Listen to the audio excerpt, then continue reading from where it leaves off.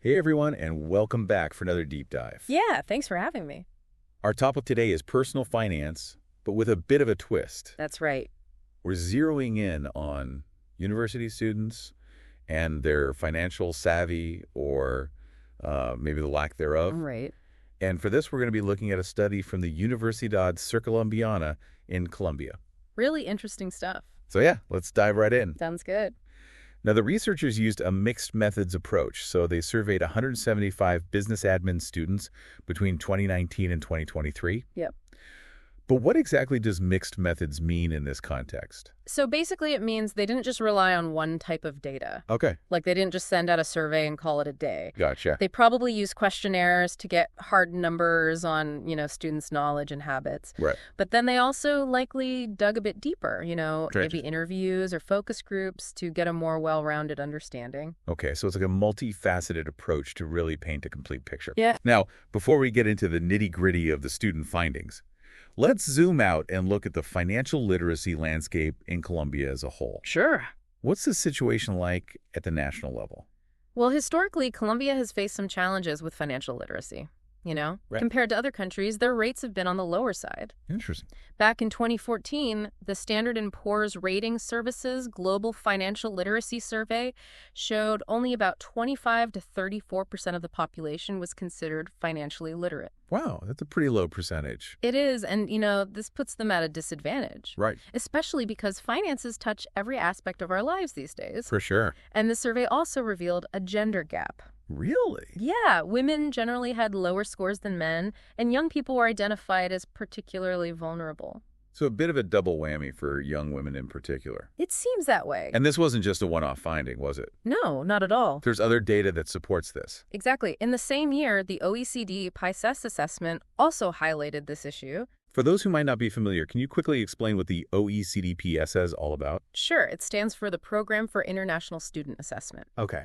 It's a global study that looks at how 15-year-old students are doing in different subjects. So like a worldwide standardized test? Kind of, and sometimes they include financial literacy as one of the areas they assess. Gotcha. Well, Colombia scored only 379 points on the financial literacy portion. Not right now. The OECD average was around 500. So a pretty significant gap there. Yeah, definitely a cause for concern. Especially since we're talking about young people just starting to navigate the world of money. Right. So how did Colombia respond to these findings? Well, they recognized the need to boost financial education and launched a few initiatives. Like what? So in 2014, they started Mi Plan de Vida y Futuro, which they actually updated in 2022. Okay.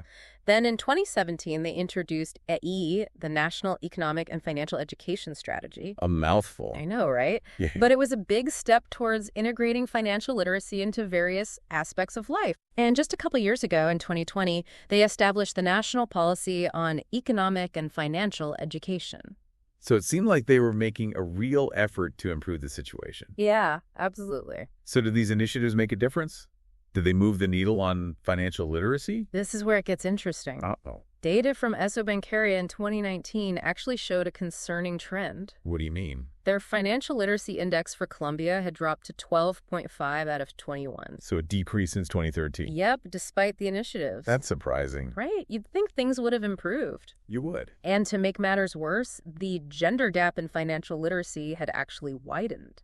So not only did overall literacy decrease, but the disparity between men and women increased. Exactly. It's a bit of a head-scratcher. It is. Why the initiatives didn't have the desired impact is a question for further research. Yeah, there are probably a lot of factors at play. Definitely. Now, one key difference between Colombia and some other countries is the role of financial education in schools. That's a good point. In Colombia, it's not mandatory. Right. Unlike places like the Czech Republic, Denmark, or Japan, where it's integrated into the curriculum. So Colombian students might not be getting that foundational knowledge early on. Exactly, which can have long-term repercussions. So, Without that basic understanding, it's harder to make informed financial decisions later in life. for sure. And CAF, the Development Bank of Latin America, has identified some groups that are particularly vulnerable when it comes to low financial literacy.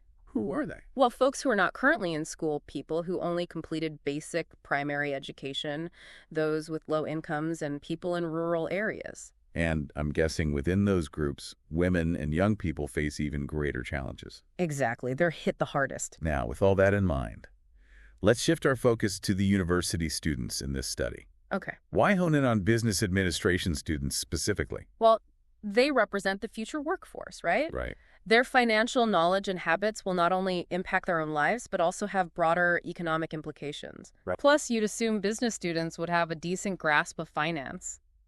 It seems logical. The study focused on the Garzón campus of the Universidad Circuncolombiana. What's the context there that makes this study so interesting? So their business program does cover corporate finance. The finances of companies. Exactly, but they don't require a dedicated personal finance course for graduation. Oh, that's interesting. Yeah, and as a result, enrollment in the elective personal finance course is pretty low. So maybe a bit of a blind spot in their education. Could be. So the study really wanted to understand the state of personal finance knowledge and habits among these students, given that specific academic environment. Precisely. All right, so let's get to the heart of it. What did they find? Well, when it came to knowledge, the results were a bit eye-opening. In what way? Only 44.78% of the students passed the knowledge test. Less than half. That's right. Less than half of these future business professionals demonstrated a solid understanding of personal finance. That's a pretty low pass rate, especially for business students. Yeah, you'd expect better, right? You would. But there were some bright spots. Oh, good. Yeah, I was hoping for some good news. They generally did well with the concept of income. Meaning? 85.71% correctly understood it as money received the sum of their earnings. Okay. Basic stuff. Exactly. Wow. They also showed a decent grasp of expenses. 62.86% got those questions right. Right. And they seem to understand the idea of controlling income and expenses. About 61.71% answered correctly there. So they get the basic flow of money in and out. Yeah, the fundamentals seem to be there. But I'm guessing the real issues arise in the more complex areas. You got it. Where were the biggest knowledge gaps? This is where it gets a bit concerning. Okay. Their understanding of pensions was alarmingly low. Alarmingly. Yeah, only 6.29% answered those questions correctly. So basically just a handful of students understood the basics of retirement planning. It's pretty shocking, right? Especially for future business leaders, you'd think they'd be all over that. You would. Their knowledge of credit was also weak. Only 25.14% demonstrated a good understanding. What aspects of credit did they struggle with? Well, things like understanding credit as using someone else's money and the importance of comparing costs and benefits. Like interest rates. Exactly. So not really grasping the full picture of borrowing. Nope. And how about risk management? Another area of concern, only 26.29% showed adequate knowledge there. Okay, so pensions, credit risk. Those are some pretty fundamental concepts. They are. Any other major gaps? Well, their understanding of saving was also limited. Only 43.43% could identify the ideal saving rate of 10%. Not great. Not really. And their investment knowledge was similarly low at 42.29%. What about investment did they struggle with? This study mentioned they had trouble with things like present value calculations. It's all about understanding how much future money is worth today. Right, exactly. Yeah. So maybe some difficulty with long-term financial planning. Even their understanding of financial freedom, which you'd think would be a major goal for business students, was low. Only 38.29% got those questions right. Interesting. And then there's budgeting. The cornerstone of personal finance. You would think, but only 44.57% showed a solid understanding of it. Really? Yeah, and some didn't even see it as important beyond just fulfilling work obligations. Okay, so a lot of gaps across some really important areas. That's putting it mildly. It makes you wonder how prepared they feel to manage their own money. For sure. Now let's move on to habits. Did their actual financial behaviors reflect these knowledge gaps? Well, interestingly, the pass rate for the habits test was a bit higher at 51.69%. It's a little over half. Yeah, which suggests that maybe some students are doing the right things even if they don't fully understand the why behind it. Like blindly following good advice. Sort of, or maybe it's ingrained from their upbringing. It's like knowing you should eat your veggies without knowing all the nutritional benefits. Exactly. So where did they report having better habits? Well, a high percentage, 86.86% to be exact, said they focus on basic needs before impulsive purchases. Okay, so not running out and buying the latest gadget. Right. They seem to prioritize needs over wants. Good. And they also analyze the cost benefit before buying something. So thinking things through. Yeah, being a bit more intentional with their spending. Smart. They also reported being pretty good at managing their expenses. 76.57% said so. That's encouraging. And when it came to credit habits, 72% said they consider interest rates before taking out loans. Okay, so at least they're aware of that. Yeah, but their assessment of whether the loan was actually necessary was less robust. So maybe not fully thinking through the implications. Right. What else? Well, they also reported a decent level of control over their income and expenses, about 62.86%. So they seem to be tracking things, at least to some extent. Yeah. But I imagine there are some less developed habits that align with those knowledge gaps we discussed. Absolutely. Lay it on me. Only 20% reported actively planning for their pensions. Wow, that's incredibly low. It is, especially considering how important pensions are for retirement security. Right. And only 26.86% showed consistent investment habits. So not really thinking about growing their money. Not so much. What about risk management? Also low, only 32% reported having things like insurance.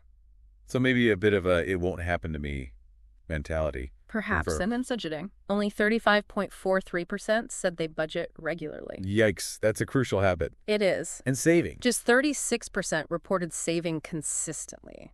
So a lot of room for improvement there. Definitely. And what about generating income beyond their primary source? That's another area where they could be more proactive. Meaning? Only 60.57% said they sometimes look for opportunities to earn extra income. Like a side hustle or part-time job. Exactly. So they're leaving money on the table, potentially. It seems that way. Now, the study also introduced this concept called the Model of Knowledge and Habits in Personal Finance, or MCYH. Yeah. What's that all about? Well, it's basically a framework to help us understand and improve personal finance management.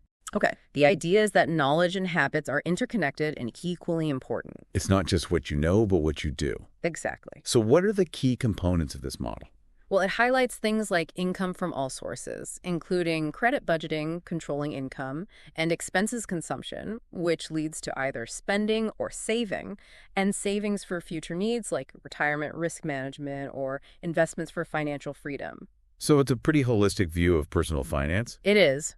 And how did the study use this model to analyze the students? They divided the students into two groups based on their academic level. So like freshmen and sophomores versus juniors and seniors? Sort of. They called them initial or basic level students and intermediate or advanced level students. Gotcha. And this allowed them to see if there were any differences in knowledge and habits as students progressed through their business education. Interesting. So what did they find? Well, as you might expect, the advanced students had a better understanding of income and consumption. Makes sense. They've had more exposure to business concepts. Right. But were there any surprises? Even the advanced students still struggled with pensions, risk budgeting, and investment. The more complex, long-term stuff. Exactly. So even with more business education, they hadn't quite grasped those key personal finance concepts. Nope. What about their habits? Did those differ between the groups? The advanced students were more likely to look for additional income opportunities and consider interest rates on loans. But They still weren't consistently budgeting. interesting.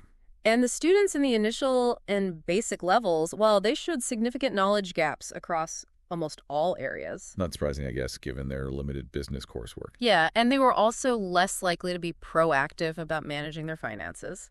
So a bit of a snowball effect. Kind of. And this ties back to the national trends we talked about earlier, doesn't it? It does. The study found that students in those initial and basic levels often come from lower income backgrounds. Many earning less than minimum wage or relying on financial support from others. Exactly, and this aligns with that broader societal trend where lower income often goes hand in hand with lower financial literacy. It's a vicious cycle. It can be. So what were the study's main recommendations for addressing these challenges? They strongly emphasize the need for better personal finance education at the university level. Meaning? They argued that it shouldn't be just one elective course, but integrated across various programs. Reaching a wider range of students. Exactly, regardless of their major. That makes a lot of sense. They also called for a collaborative effort led by the Ministry of National Education to prioritize financial literacy. Involving both public and private institutions. Exactly, a nationwide push. And what about their MCYH model? And they suggested using it as a framework for developing social responsibility initiatives and for enriching the curriculum at the Universidad Circolombiana. So putting their research into action. Yeah, walking the walk. So as we wrap up this deep dive, can you sum up the key takeaways about these university students and their personal finance knowledge and habits? Sure, the main takeaway is this.